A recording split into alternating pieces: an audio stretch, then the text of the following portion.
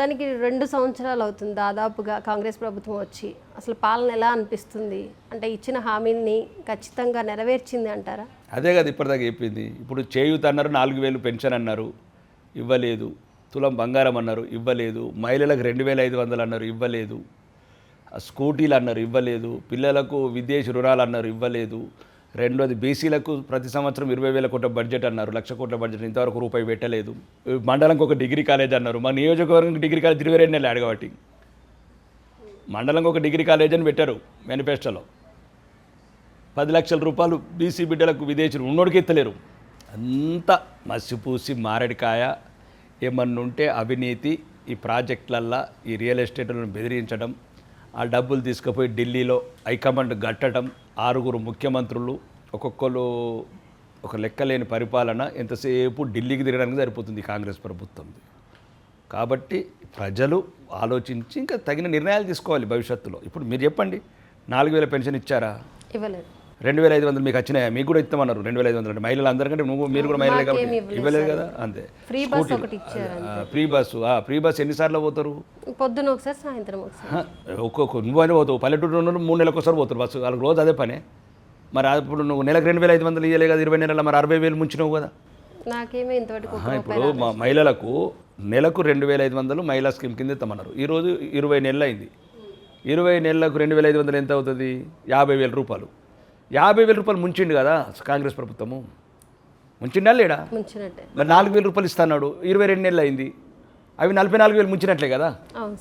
రైతు బంధు 15,000 ఇస్తున్నావు, ఒక 2 నెలలు ఎగ్గొట్టినావు. మొత్తం 5 సంవత్సరాలు ఇచ్చేది 8,000, ఇప్పుడే 12,000 ముంచినావు. మరి ప్రజలకు చైతన్యం కావాలా? ఇప్పుడు బస్సు ఇక్కడ నుంచి అక్కడికి పోతే, ఉదాహరణకు మా దగ్గర ఉంటుంది ఒకటి, షేపూర్ నుంచి ఇట్లా పోతాం, షేపూర్ నుంచి గోవిందపేట 5 రూపాయలు అవుతుంది. 6 నుంచి గోవిందపేట పోతే 5 రూపాయలు బస్ టికెట్. రోజు పోతుంది ఆమె పాపం. ఏదో వారానికి ఒకసారి 4 సార్లు 20 రూపాయలు వచ్చింది. మరి నెలకు 2,500, 50,000 ముంచిండు కదా రేవంత్ రెడ్డి. అవోళ్ళు ఇస్తారు. ఇప్పుడు 5 రూపాయల టికెట్ ఇచ్చి 50,000 కొట్టేస్తున్న చూసినరా ఫస్ట్ టైం ఈ తెలంగాణలో కాంగ్రెస్ ప్రభుత్వం. 5 రూపాయలు ఇప్పుడు మా దగ్గర ఏమంటారంటే తెలంగాణలో ముంతలిచ్చి బిందెలు తీసుకుని అంటారు. అంతకనుక పెద్ద దొంగలు వీళ్ళు కాంగ్రెస్ వాళ్ళు. 10 రూపాయల టికెట్ ఫ్రీ ఇచ్చి మా పెన్షన్లు పెంచలేదు. ఈ ఏంటారు ఇప్పుడు మహిళా 2,500 అందరికి రుణమాఫీ కొందరికే చేసిండ్రు. రైతులందరూ తలకాయ పట్టుకున్నారు. 72 లక్షల మంది రైతులకు ఇస్తామని 24 లక్షల మందికి ఇచ్చిండ్రు. కాబట్టి ఇదొక లోపభూయిష్టమైన ప్రభుత్వం.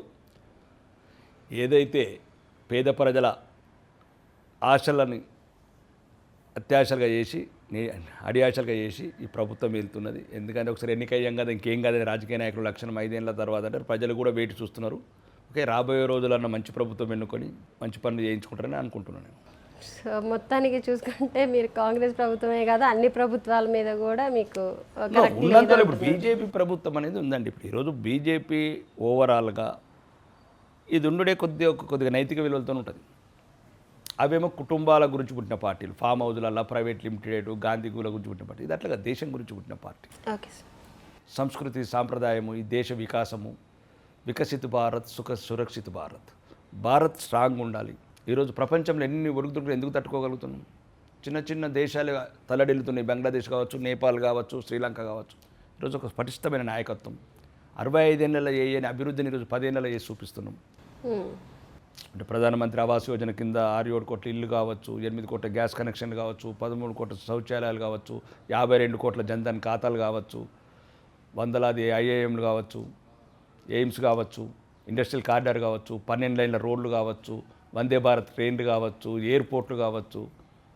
ఈ దేశాన్ని ఒక మధ్య తరగతి వాడు కూడా అన్ని సౌకర్యాలు పొందేటట్లు, పేదవాళ్ళు కూడా అన్ని సౌకర్యాలు పొందేటట్లు చేసినది ఏదైతుందో మీరు చూడండి. నేను చెప్పడం కాదు, 65 ఏళ్ళ గత ప్రభుత్వం అవినీతి తప్ప అభివృద్ధి లేని ప్రభుత్వం.